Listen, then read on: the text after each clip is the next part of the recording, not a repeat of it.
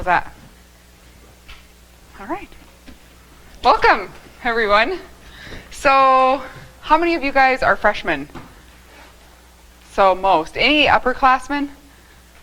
All right. I'd love to see it. Any seniors getting ready to be done? Okay. So, my name's Heather Hagum.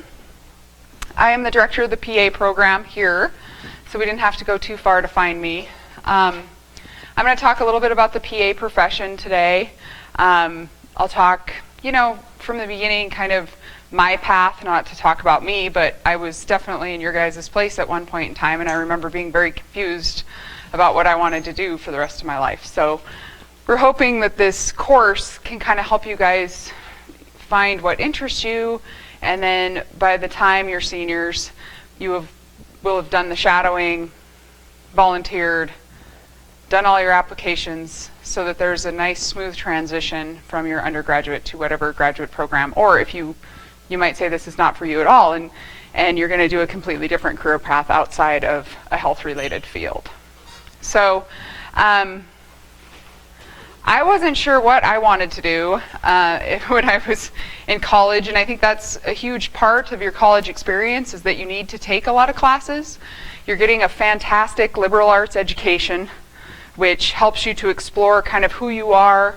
You'll take a lot of courses that you'll find interesting and challenging, and that's kind of your job, is to just get as much as you can out of the experts here at Rocky to help you decide what you want to do, what triggers your interest the most. So when I started out, I came from a very rural town in Montana, where all we saw growing up were PAs. It didn't attract physicians to those communities.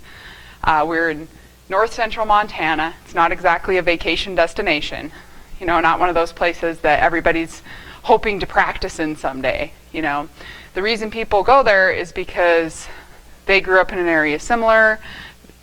They know how kind and warm the patients are, how they can really make a difference with the patients.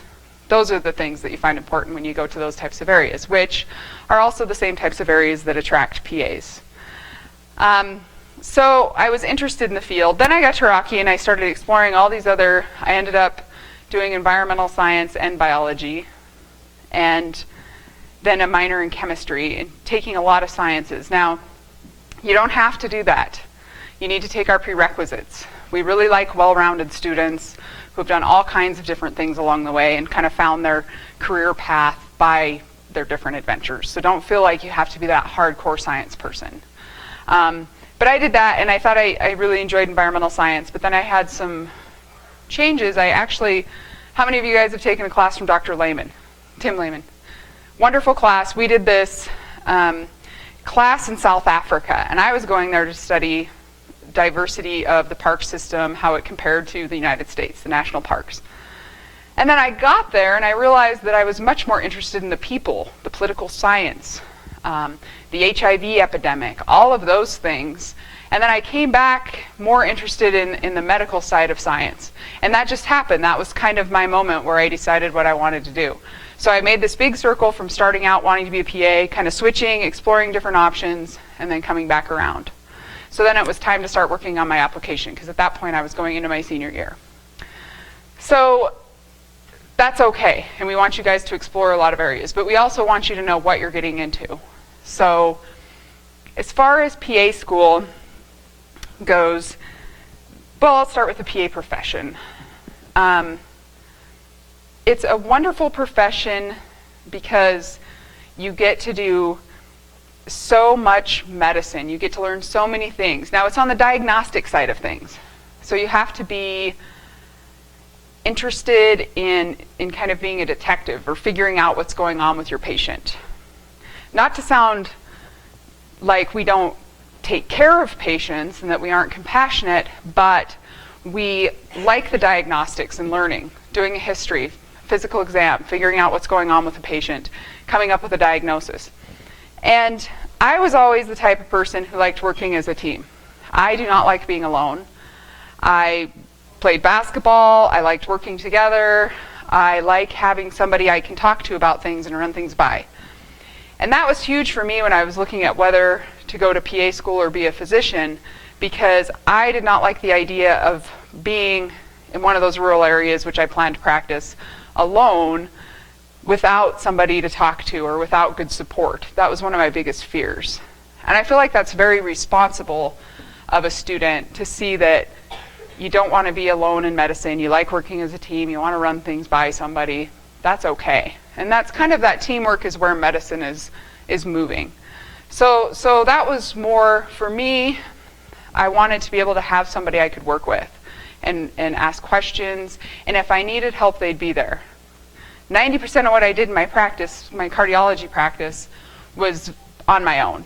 But for that 10% of the time when I couldn't figure things out, or I was worried about a patient, or thinking, I'm going to be up all night tonight if I don't run this by my supervising physician, being concerned about how this patient's going to do. I think I better go talk to Dr. LeBeau, and then we'd have this great conversation. And it was wonderful. It's part of why I like education now, because you continue that dialogue throughout your practice. As a PA, you're a lifelong learner. You're always asking questions, looking for answers, looking to make yourself better, find out more information. It's really kind of neat. And I enjoyed that part. I enjoyed rounds, where I got to run things by people and we were all kind of helping each other. And then my practice turned into my supervising physician and I working together, where basically I was an extension of him. It was, our training was so similar. I was trained on the medical model. He was trained on the medical model, but then he went on to do a cardiology residency, fellowship. So he had gotten to the point where he was completely autonomous and had a ton of education. But there were a lot of things I could do and I could learn from, and we could work together. And now we could see a lot more patients in a day. Because I could see follow-up patients, I could do consults in the hospital while he was, working in the cath lab. I could spend a lot more time educating that patient and talking about their disease process. It just freed up a lot of things for those patients. And the end game was better care for the patient. They really appreciate that. Because when it comes down to it, patients aren't going to remember, who diagnosed them. They're going to remember how they were treated during that process and how they felt when they first heard about something. So I think that's really important in medicine nowadays, is that there is more of a team approach and you have people working together for the best of the patient. So that was my PA time and practice. Some things about the profession that you'll hear. A lot of the students that apply are excited about it because you have an opportunity to specialize kind of in any area. So like I was going to do rural family practice. That was my dream. I was going to be a rural PA, Lewistown, Montana. And then after 26 months of training, I thought, there's no way I'm going to go out to rural. I'll hurt somebody. Like, I don't have the base. I need to get more experience. I need more training. I did not feel comfortable. So that was okay. I went into a practice where I had a lot of physician support and somebody available 24/7. But as I got more comfortable, then working in acute care, those types of things become easier because now I had a good experience. And now doing student health, I have a nice background to draw from with a lot of support. So if I wanted to go do orthopedics, I could. It'd be a little bit of a learning curve. But that's the nice thing about the PA profession, is you're trained on the medical model, so you have a strong base, but then you can go into any area of practice you want to. And if it's not working for you after a year, you can change and go into a different type of practice, whether that fits with your family life, basically, any change. Maybe it's just not the practice you like, so you want to try something different. And that's one very nice thing about the profession. Let's see, as far as getting into PA school, it's incredibly competitive right now. It was the fastest growing, I believe in US News or Money or one of those magazines, it was the fastest growing health profession in the United States. It was also called the best master's program for your time spent in a master's program and your salary when you finished. So there's been a huge increase, plus all of the facilities both here in town and across the nation are really looking at hiring more PAs. So the number of jobs is increasing rapidly. When I graduated years ago, there was 17 of us in the class, and there were 3 jobs open in Billings. And we all wanted to stay in Billings. and it was, very competitive for a job. Now I have 36 students graduating each year, and there's more than enough jobs available just in Billings. In fact, not all of them even got filled. There's still multiple PA jobs open that I get calls about. Hey, do you have anybody for me who would be interested? So now things have switched, where PAs are a very hot commodity. They're actively recruiting you when you graduate. 100% job placement on our students after they pass their boards. About 75% already had jobs lined up before they graduated. When they came back in May, they already had jobs, which is important. So it is a rapidly growing field. But because of all of these things, it's getting really competitive. So this last year we had just under 800 applicants for the 36 slots. So that isn't daunting, because in the PA profession we look for the person who's going to make the best PA. And there's a lot of things that make that up. It isn't always the perfect 4.0. It isn't always 20,000 hours of experience. It's a mixture of a lot of things where in the interview process we say, you know what, this person's going to be compassionate, they're going to be caring, they're going to be a lifelong learner, they're going to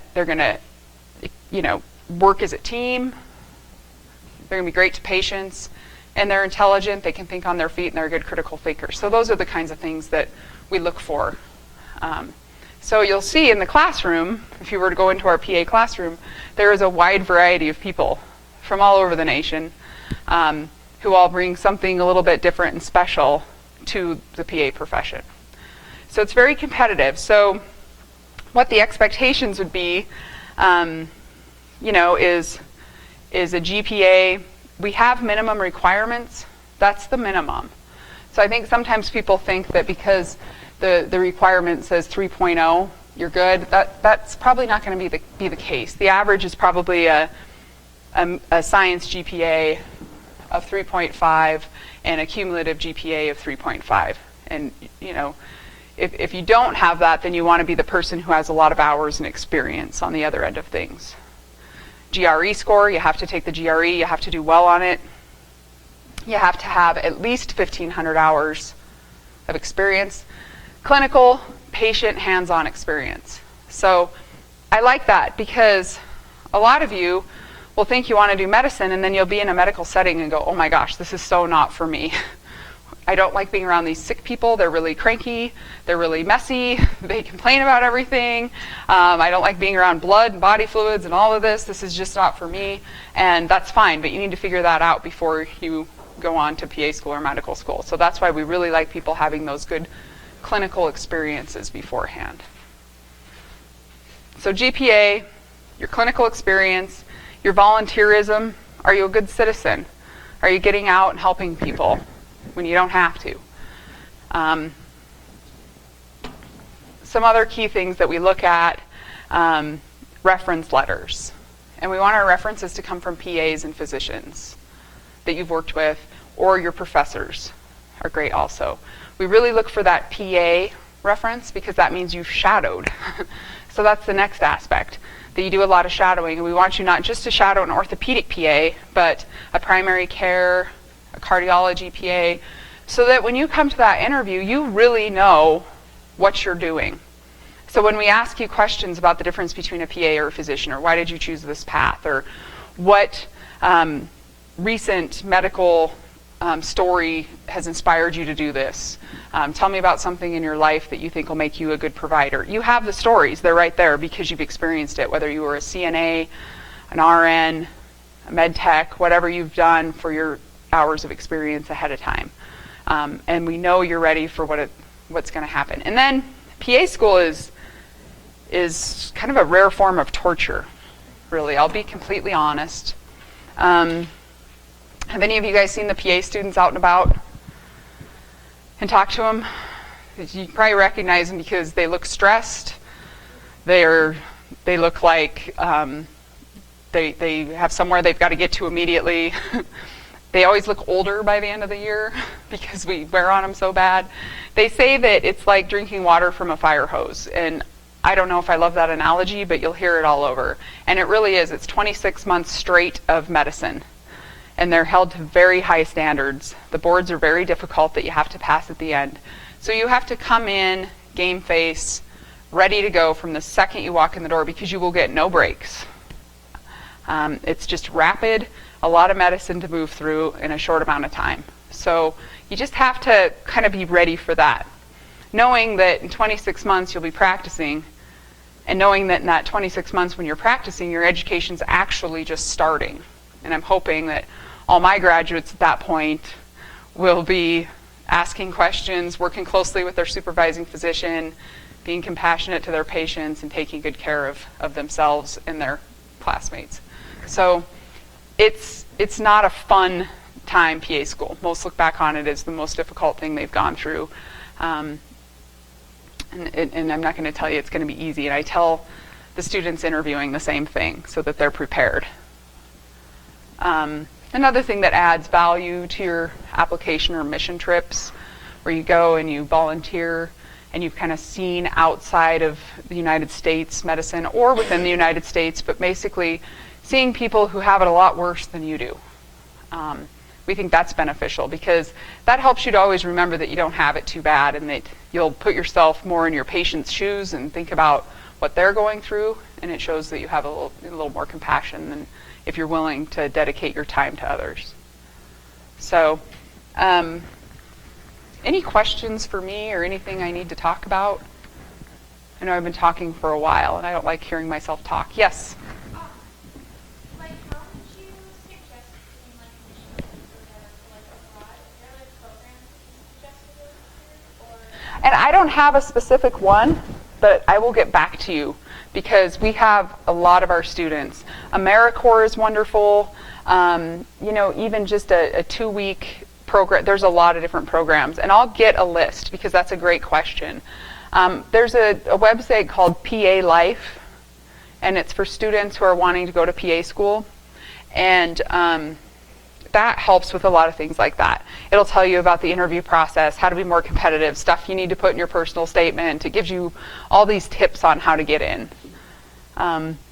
What we want to do, though, is if you are interested at Rocky, we want to do everything we can to help you be the best applicant. So we want to get you aware of the profession, shadowing early, getting your patient hours, whether that's over breaks, summers, whatever. We don't want you, floundering and not knowing what you want to do and not getting this stuff done ahead of time, and then kind of your last year trying to put it all together quickly. We want it to be a process and for you to be prepared when you get to that point. So if that means, giving me a call, you guys can call my cell anytime, and asking about the program, coming and meeting with our admissions counselor, just giving a heads up that you're interested, all of those things. We really embrace that. Yes, up top, sorry. The 800-ish applicants, how many are students that graduating from that? We've had on average, it's been going up and up. Right now we have, I believe, 6 Rocky grads seated in the class right now. Of course, it's one of the best classes because it's got the most Rocky undergrads in it. But it's different year to year. But I think probably this last year there was probably between 5 and 10 applicants from Rocky. Yes? What kind of experience would you suggest? I hear that a lot. And nobody knows what the best experience is. It's hard. So I always start with my students on what's the easiest to get.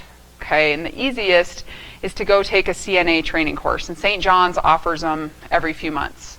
So yes, you might have to start as a CNA, and maybe your freshman summer you work as a CNA, and then after you work in a nursing home as a CNA, which is truly where, if you can take care of nursing home patients, they are absolutely precious, and if you can care about them and look into their life and be a champion for them as a CNA, you'll do just fine as a PA, because that's hard work. So that's a nice place to start. It's not glamorous, but then maybe the next you get moved to the ER on your Christmas break, and then you get some ED tech training. Maybe you pick up a phlebotomy course somewhere. Oh, and then maybe you go home during the summer and there's an EMT training going on. So you try that. You go do ski patrol. That's fun, right? It's a nice option. There's all kinds. The latest is scribing, which is kind of plus minus. Some of our faculty think it's great. Some don't really feel like being a scribe. That's going in and basically just doing all the documentation for the providers. I think it's good because you develop that medical dialogue, you get very good at writing notes, and you get to see everything they're doing. And if they're a doc or a PA who's willing to train you while you're scribing and kind of show you great stuff, hey, listen to this murmur, jump in on this, then it can be incredibly valuable. So that's another option, and I know that they're starting to hire more and more scribes. A lot of athletic trainers, but we've had physical therapists in the class, athletic trainers, we've had pharmacists in the class, we've had RNs, we've had just about everything. For whatever reason, they've chosen that they felt like PA was a better fit for them, and then they have their clinical hours and switch. So it really can be anything.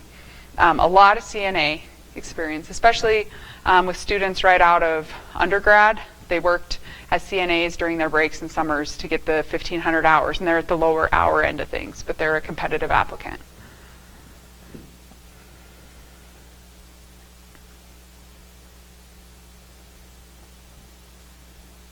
Any other questions? Yes? There isn't a, what do they call it? There was for a while a program where it was like a rapid program to switch. I don't think it was popular because most PAs are very comfortable with where they're at. They chose the PA profession because they wanted to be a PA, not because they wanted to be a physician. The bulk of our applicants could have done either, and they've chosen PA. So after they've gone through it, they have no desire to go do medical school. They're different professions, but they're very similar also in what you do day to day. The pay is incredible right now.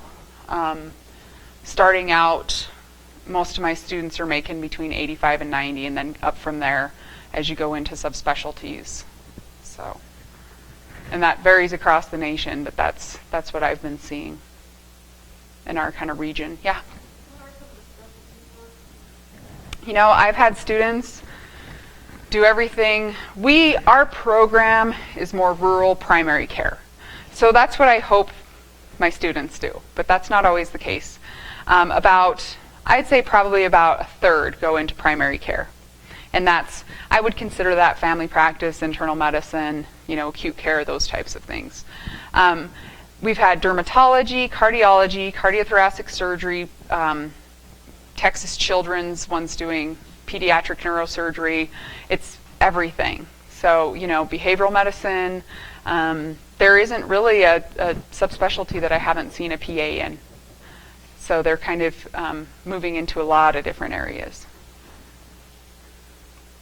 And you'll see that, people who have like physical therapy or athletic training backgrounds might move more towards orthopedics because that's what they're comfortable with, or that's kind of the area they want to go, or CNA might end up wanting to be in internal medicine or geriatrics. So it really kind of depends what sparks your interest while you're doing your early work, and then sometimes you get to PA school, you have a whole plan in mind, and then you say, oh my gosh, I love surgery. I have all these primary care people who are planning on going to family practice, and then surgery, they're hooked. And then they go into surgery or a surgical subspecialty.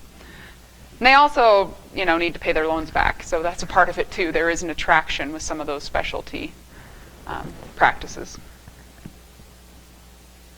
PA school isn't cheap, speaking of loans. But looking at how much it costs to compare to how much you will make when you're done, it's not something that's unachievable. Rocky's PA program is close to $100,000 for the 26 months, which it's kind of interesting when you think about 26 months, because a regular school year is kind of around 8, so 8 or 9-ish. So really you're just kind of stuffing it all into a short amount of time. But most don't have any problem paying back their loans, and they get sign-on bonuses now also. And you can always do rural medicine, has loan repayment. Indian Health does great loan repayment. There's a lot of government-funded programs also trying to attract PAs to some of those more rural or areas that they're not attracting a lot of providers. I haven't had anybody be concerned about it yet. Any other questions? Yes, Holly. Dr. Basta.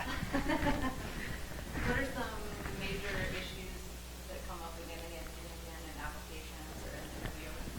So this is kind of one of those bizarre things, but I guess I have to address it because it's a very strange name of the profession. It was brought up a long time ago, and so a lot of people on their applications say they want to be a physician's assistant, like with an apostrophe, like ownership. And of course, PAs, physician assistants, that just kind of, okay, it's not a physician's assistant. So right out of the gate, make sure you know what you're applying for. So it's physician assistant is what you want to be, not a physician's assistant. So that's a huge mistake we see. And it just kind of, another mistake we see is, I don't know, people having a bad year, in their undergrad and then digging themselves a deep hole and then trying to, retake a bunch of classes, recover from that. I just wish that there's so many students that come in that say, oh, I'm almost there. Would you please give my application another look? I was 19 when that happened. Like, come on, And I just want to say, well, I wish at 19 I could have put my arm around you and said, hey, you need to focus, okay? Get some rest. You need to study more. You need to seek help. Go to your professors, get tutoring. Don't get Fs. Don't withdraw and flunk out and let this all fall apart. Like, this is an opportunity. And that's something I see a lot, which is sad, because when this person then is, later in life and they've tried to retake courses and they still can't get their minimum GPA above, it's sad. So I always feel bad for people. I wish that they would have asked for help earlier in their life. And that's the stage you guys are in, so that's why I'm talking to you about it right now, because you need to make sure you seek help, because you've got great professors who are going to make sure they help you through. Some other big things is on your personal statement, every PA program is getting tired of the very dramatic story. It doesn't have to be that way. We're wanting more your path, your experience, what's led you to become a PA, and really getting to know you. And then a big kicker is when you come in for your interview, be yourself. Don't be stiff and afraid of saying the wrong thing. Be open like you would with a patient and let us know who you are and why you want to do this. And then be passionate about it. You've worked very hard to get to that point. You don't want to come to the interview and seem like a zombie that's not going to be open with patients. So, we see people make mistakes on interviews like that. And then a huge part of our program is professionalism in the community. So you just always have to be at your best, because you're going to be in a profession where you have an incredible amount of responsibility and you're under an incredible amount of scrutiny. So you have to be always behaving yourself, and making sure that you're professional and everybody sees you that way. So those are kind of the big things. Yes?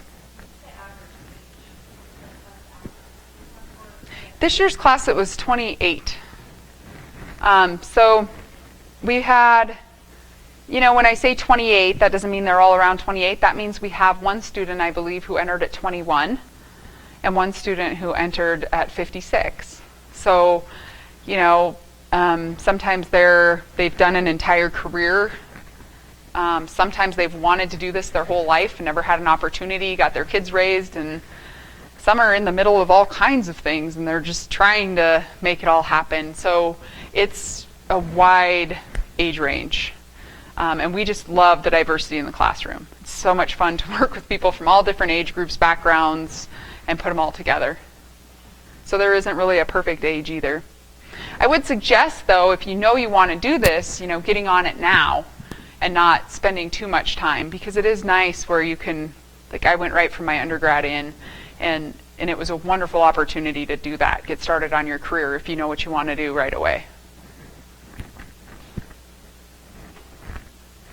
Any other questions? Yes? With all the hours of experience, how would you suggest making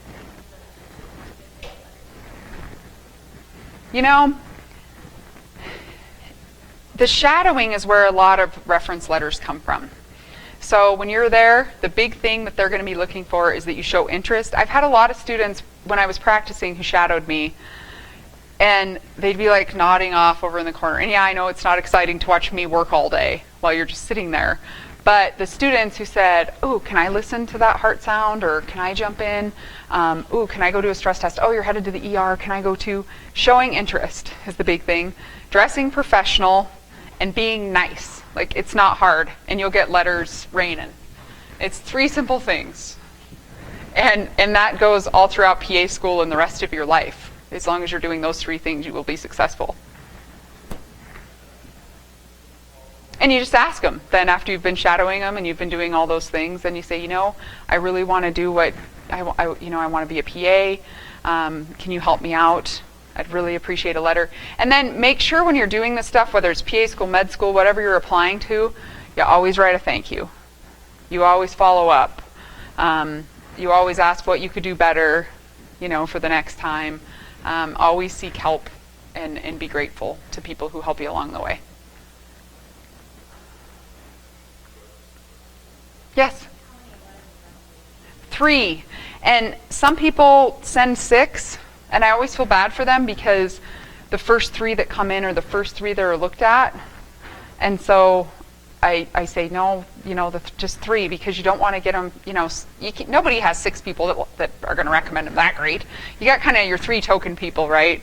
Your advisor or your supervisor, your professor, and your PA you shadow, or, a doc you work with or something. So 3 good ones. You don't want to just send in a whole bunch.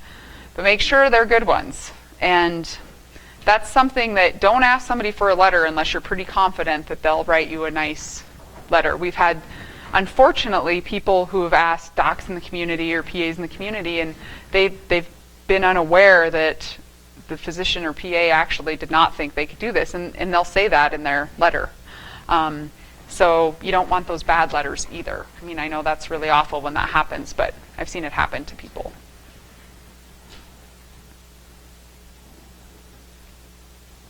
Yes? How many PA schools did you apply to? Just one. I applied to Rocky, and that was it. I don't know why. I just really liked my undergraduate experience. I liked that it was a small college, really small class size, especially at that time. I was comfortable. My husband was here. It was, and it had a great reputation. So I just applied here. Most students now are applying through CASPA. It's easy now, too, because it's all computerized. So you can apply to a gazillion programs, and it just gets sent out as a mass. And I would encourage you to do that, because it's really hard to just pick your school and kind of go there now. It's so competitive. Pick your top 10. But then when you get there, whether now this is like being I'm on the teaching end of it now too, and the program director, when you get there, make sure you've really researched that school and you know where you're at, which state you're in, why you want to be there, and don't say stuff like, well, it's beautiful, I like to hike every weekend, that's why I want to, you're close to Red Lodge. Our first thoughts are, you're not coming here to hike. You should have looked at our PANT scores, our class size, our student to faculty ratio, our surveys, our outcomes, all of those things. And that's what you need to know coming into an interview. Yeah? You can go on our website and it'll list them all, but they're basically the same as for medical school and DO school. I'll just, rather than list them all, I know I'll forget some, but it's a lot of biology, chemistry, math, and then those are just the prerequisites. So just getting through those classes isn't going to, seal the deal. You got to make sure that you're covering a lot of other science classes because you want to boost up that science GPA. We want you to have taken the more difficult route too. We don't want you cutting corners and taking the easy classes. We see that. We see it all on the application. Like, oh, I wonder why if they were interested in A&P, they took this course instead of this one. So those are things that come up too. But we do love that music major that just took the prerequisites, who plays the fiddle or something, and we're like, yeah, somebody different, someone who's not just hardcore science and boring like the rest of us nerds. So it's kind of fun to have the diversity too, or oh, someone in acting or drama, that's great, you know. Second language, the learning Spanish or French, or that's a big deal too. If you had that on your application, because that puts you in a lot of clinics where you could be a real help to those patients. So we see that, and we like it.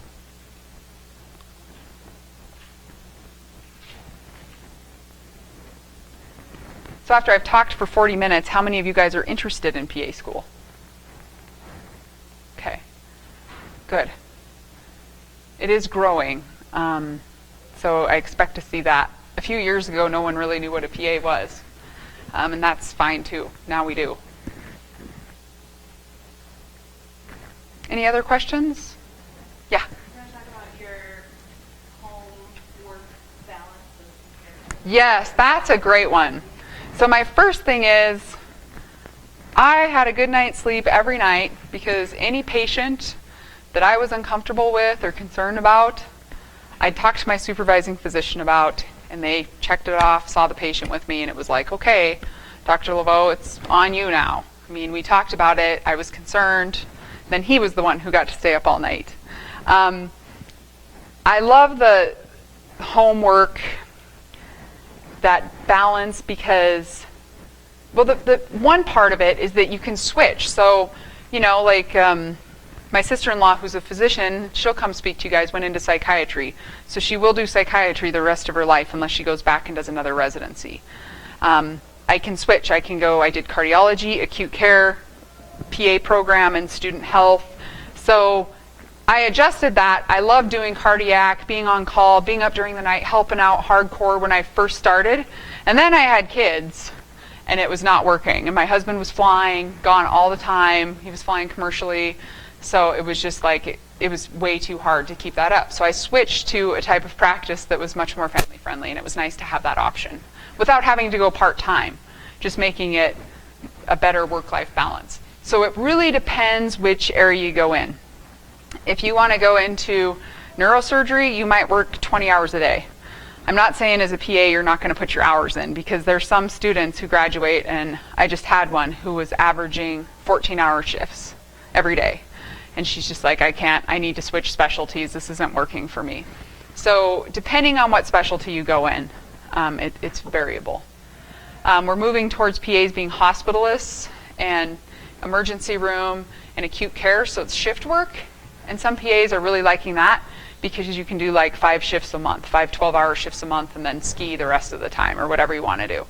And you leave, you walk out, and you're done. You don't have to think about your patients. They're all signed off, sent to the next provider, and you don't have to worry about following up labs, diagnostic studies, anything. You're just out of there.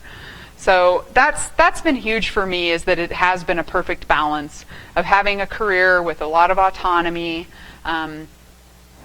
constantly learning new things. It's challenging, but also very doable with my small kids. And that's something you need to think about. My husband, on the other side of things, who wanted to be a commercial pilot from the age of 3 on, found that that was something he never thought about along the way. And the idea of being away from his kids 5 days a week was very difficult once he was a commercial pilot. And there's just no way around that. If you're going to fly, you're more than likely going to have to travel. And, you know, you got to think about things like that before you go into a career. So that's why this is a great course that you put together, to start thinking about these things. What else do you guys have? You can kind of ask about any side of it. The application side, the process, PA. We also do interviews for other programs, medical school. If you have questions about that, anything. Yes?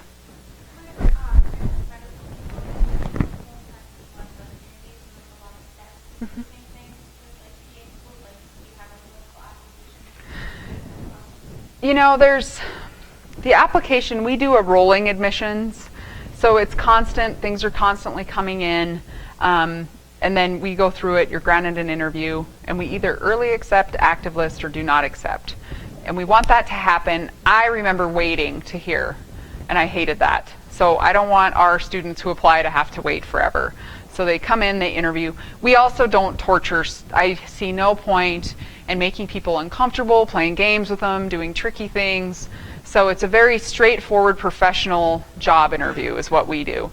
I've heard rumors that some PAs, like the students talk about some of the PA interviews or med school interviews they went on, where they were all put in a room, like 3 of them, and told the 3 of you need to decide who's going to be the best PA. And then they'd like videotape their behavior in there, and I don't know, see if they eat each other or something, like some kind of Survivor episode. I'm not sure what the point of it is. You always have one person that starts like, well, you'd be terrible, gets mean or whatever. We don't do anything like that. It's just a very straightforward process, and you hear back immediately.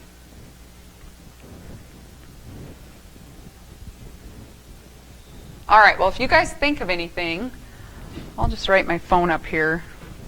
You can email me, heather.hagum@rocky.edu, and I'm on the PA website, and actually my cell's on the PA website too. So whatever you need, just go to pa.rocky.edu, look into it, start preparing.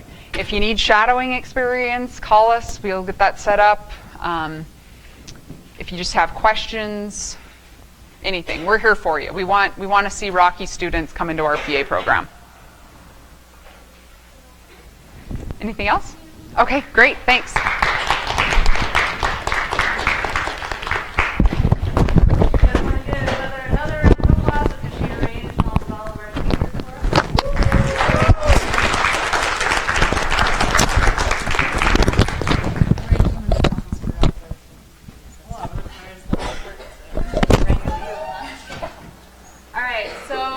Make sure you sign the thank you note for Ted.